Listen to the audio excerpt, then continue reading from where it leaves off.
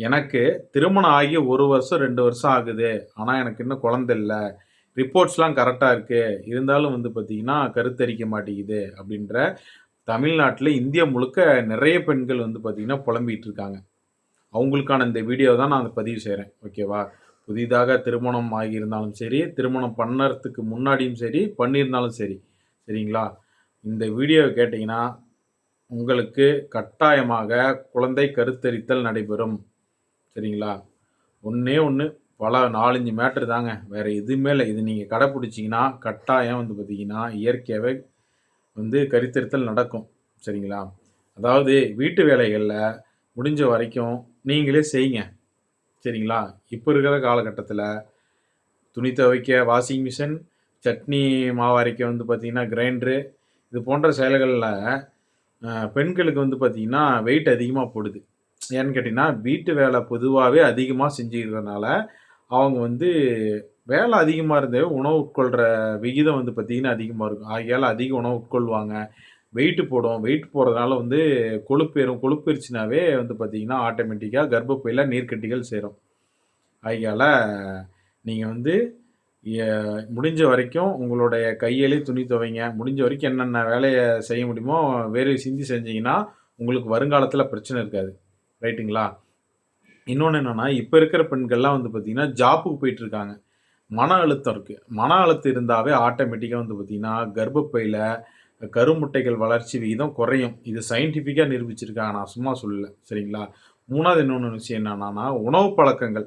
இப்ப இருக்கிற பெண்கள்லாம் வந்து பார்த்தீங்கன்னா, ஜங்க் ஃபுட்ஸ் தான் அதிகம் சாப்பிட்டுட்டு இருக்காங்க. அதாவது வீட்ல சமைக்கிற வேலையே கிடையாது. Junk foods, hotel foods, Zomato, Swiggyன்னு ஆர்டர் பண்ணிடுறாங்க. அப்படியே லெவலா உட்காந்துட்டு சாப்பிட்டு போயிடுறாங்களா, அதனாலேயே வந்து வந்து என்ன பண்ணிருதுன்னா, உடம்புகள்ல கொழுப்பு சேர்ந்து குழந்தை வந்து பார்த்தீங்கன்னா, தரிக்க ஏதுவா இருக்கிறதில்ல. இன்னொன்னுன்னா, பெரிய விஷயம். அதாவது லேட் மேரேஜ் பண்றாங்க. ரைட்டுங்களா? இந்த லேட் மேரேஜ்னால வந்து பார்த்தீங்கன்னா, மிக மிக கருத்தரித்தல் பிரச்சனை ஏற்படும். ஒரு 35 வயது 30க்கு மேல 35 வயதுக்கு மேல போயிட்டாவே, கர்ப்பப்பையில கருமுட்டைகள் வளர்ச்சி விகிதம் குறைந்துவிடும். இது ஆராய்ச்சி பூர்வமாக நிரூபிக்கப்பட்ட செய்தி. ஆகையால தயவு செய்து பெண்கள் நீங்க வந்து கவனமா இருக்கணும். நீங்க உணவுகள் வந்து சுகாதாரமான உணவு உண்ணணும். ஹெல்த்தியான ஃபுட்டு காய்கறிகள், பழங்கள சாப்பிடுங்க. நல்லா நீட்டா வேலை செய்யுங்க. ஸ்ட்ரெஸ் இல்லாம இருங்க. இன்னொன்னு என்னன்னா, இப்போ வந்து நெறைய ஸ்மார்ட் ஃபோன் வந்துருச்சு. ஓகேவா? ஸ்மார்ட் ஃபோன் வந்ததுனால, பெண்கள்லாம் விடிய விடிய வந்து பார்த்தீங்கன்னா, தூங்காம ஃபோன நோண்டிட்டு இருக்காங்க. பெண்கள் மட்டும் இல்ல, எல்லாருமே அதான் செய்றாங்க. அப்படி ஃபோன நோண்டிட்டு இருக்கும்போது தூக்கமின்மை காரணமாவே வந்து பார்த்தீங்கன்னா, உடல்ல வந்து பார்த்தீங்கன்னா, ஹார்மோன்ஸ் வந்து கரெக்ட்டா சுரக்காது. ரைட்டுங்களா? அதுவும் வந்து பார்த்தீங்கன்னா, கருமுட்டை வளர்ச்சிய தடுக்கும். அதுக்காக தயவு செய்து பெண்கள் நேர நேரத்துக்கு தூங்குங்க. நேர நேரத்துக்கு இது பண்ணீங்கன்னாவே, ஆட்டோமேட்டிக்கா நான் சொன்ன விஷயங்கள் செஞ்சாவே, உங்களுக்கு குழந்தை கருத்தரிக்க அதிகப்படியான வாய்ப்புகள் இருக்கு. ரைட்டுங்களா? இப்போ வந்து இந்த கருத்தரித்தல் செயற்கை முறையில கருத்தரிக்கிறாங்கல்ல, IUI, IVF இந்த 2 முறையில வந்து பார்த்தீங்கன்னா, கருத்தரித்தல் முறை நடைபெறுது. ஓகேங்களா? IUIனா இன்ஜெக்ஷன் மூலியமா வந்து பார்த்தீங்கன்னா, ஸ்பெர்ம் வந்து கர்ப்பப்பைக்குள்ள வச்சுருவாங்க. ரைட்டுங்களா? இன்னொன்னு IVFங்கிறது வந்து பார்த்தீங்கன்னா, அந்த அ பெண்ணோட கருமுட்டையும் எடுத்து, ஆணோட விந்தணுவையும் எடுத்து லேப்ல வந்து பார்த்தீங்கன்னா, ஃபெர்மென்டேஷன் பண்ணுவாங்க. அதாவது வளர்த்தி, அதாவது தகுதி வாய்ந்த விந்தணுக்கள் வந்து கருமுட்டைய இணைச்சு, அதுக்கப்புறம் வந்து கர்ப்பப்பையில இணைச்சிருவாங்க. இது வந்து ஒரு யாருக்கு பெஸ்ட்னா, ஒரு ஃபேமிலில மரபணு கோளாறு இருக்கு பார்த்தீங்க மரபணு குறைபாடு, அவங்களுக்கு IVF பண்றது பெஸ்ட்.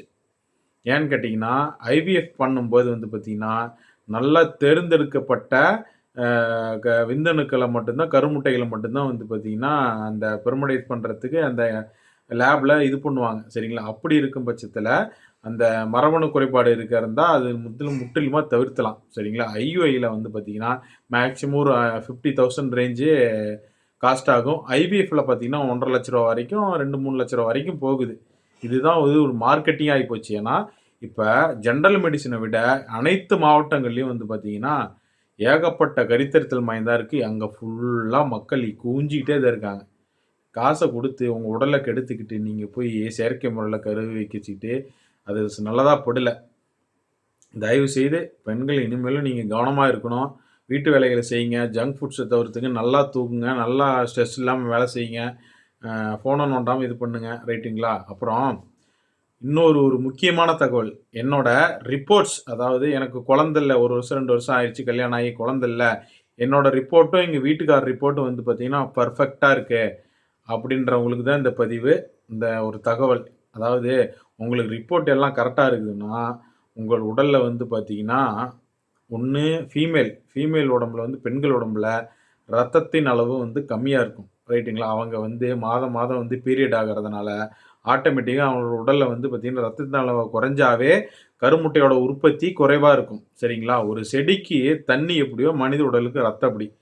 ரத்தம் கரெக்டான அளவில் சீராக இருந்தால் மட்டும்தான் கருத்தரித்தல் நடைபெறும். ஆகையால் நீங்கள் அந்த ரத்த அளவு கரெக்டாக இருக்கான்னு செக் பண்ணுங்கள், மெடிக்கலில் ஒரு லேப்லெட் செக் பண்ணுங்கள், ஓகேங்களா? அப்படி கம்மியாக இருந்துச்சுன்னா நீங்கள் வேறு எதுவுமே பிளட்லாம் வந்து போடவே வேணாம், ஹெல்த்தியான உணவுகள், சரிங்களா?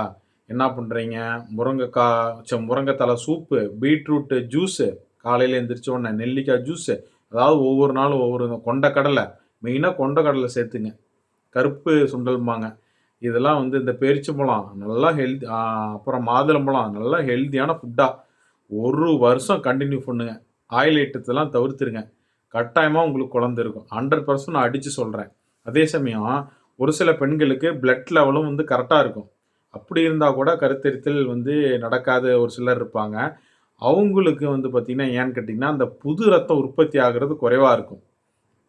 ஆகையால் பெண்கள்லாம் நீங்கள் வந்து பார்த்திங்கன்னா அந்த புது ரத்தத்தை உற்பத்தி பண்ணணுன்னா நான் இதுக்கு முன்னாடி சொன்னேன், மாதுளம்பழம், முருங்கைக்காய் சூப்பு, நெல்லிக்காய் ஜூஸு, பேரிச்சம்பழம், இது போன்ற உணவுகள்லாம் அன்றாடம் தினமும் ஒவ்வொரு நாளும் மாறி மாறி நீங்கள் உட்கொண்டீங்கன்னா கட்டாயமாக உங்களுக்கு வந்து பார்த்திங்கன்னா 1 அல்லது 2 வருட காலத்தில் உங்களுக்கு நல்ல முறையில் நல்ல ஆரோக்கியமான குழந்தை பிறக்கும் அப்படின்னு சொல்லி இந்த வீடியோ வேலைலாம் தெரிவிச்சுக்கிறேன். மீண்டும் அடுத்த வீடியோவில் சந்திப்போம். இது போன்ற சுவாரஸ்யமான இன்ட்ரெஸ்டிங்கான ரியல் ஃபேக்டை பற்றி நீங்கள் தெரிஞ்சுக்கணும்னு நினச்சிங்கன்னா நம்ம பேஜை ஃபாலோ பண்ணுங்கள்.